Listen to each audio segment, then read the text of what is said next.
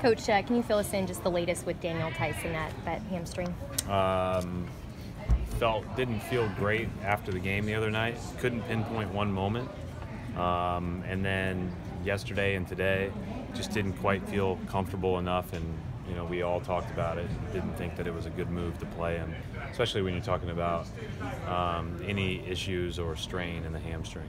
Is he short-term injury, or do you guys anticipate he may be out for a while? Or we haven't gotten into it. The way that it's been discussed, I would say short, but at the end of the day, with muscular injuries, you just never know. Is he going to have additional tests for that?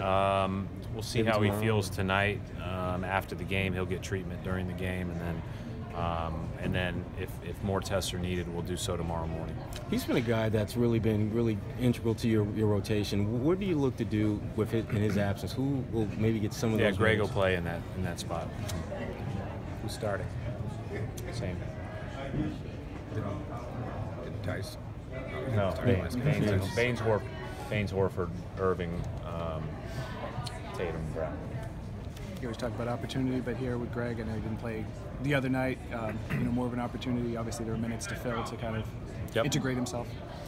Yeah, and one of the things about signing Greg is he adds a great deal of a unique skill set to our team, but also, we're not overly deep as far as bigs go, and ironically, Tice, who hadn't missed a game all year, and Baines, who's been as durable as anybody, have both missed games in the first 4 out of break. So, obviously it's great to have that extra depth, and then it's a great opportunity for Greg. These guys are, they've got a lot of good big guys. They've got guys coming off pick and rolls that are tough.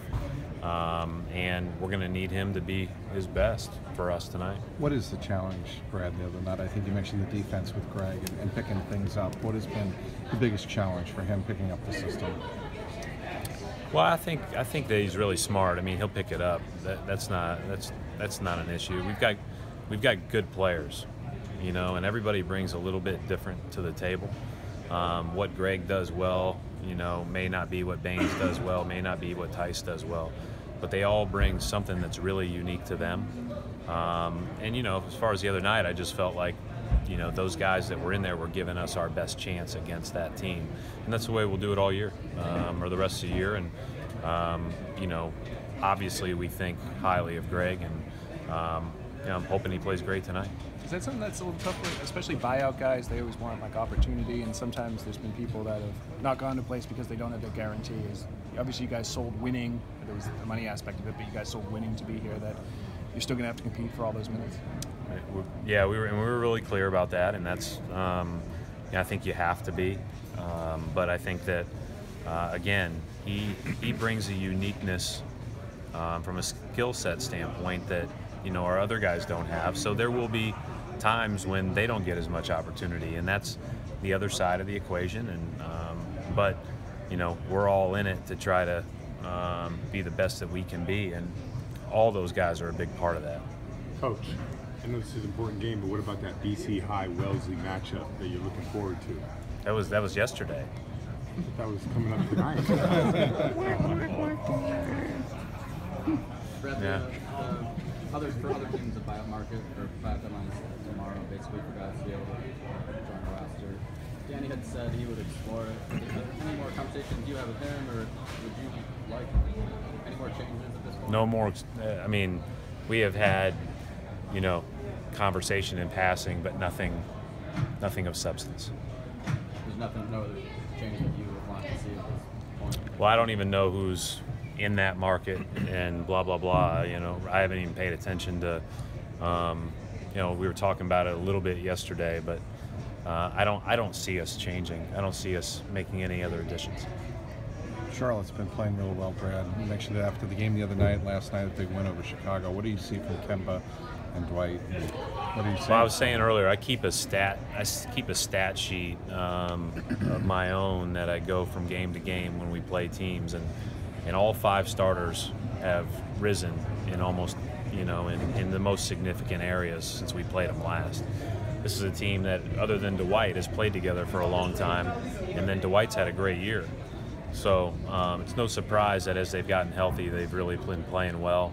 You know, you heard Steve at the start of the year talk about he thought that this was one of their more talented teams.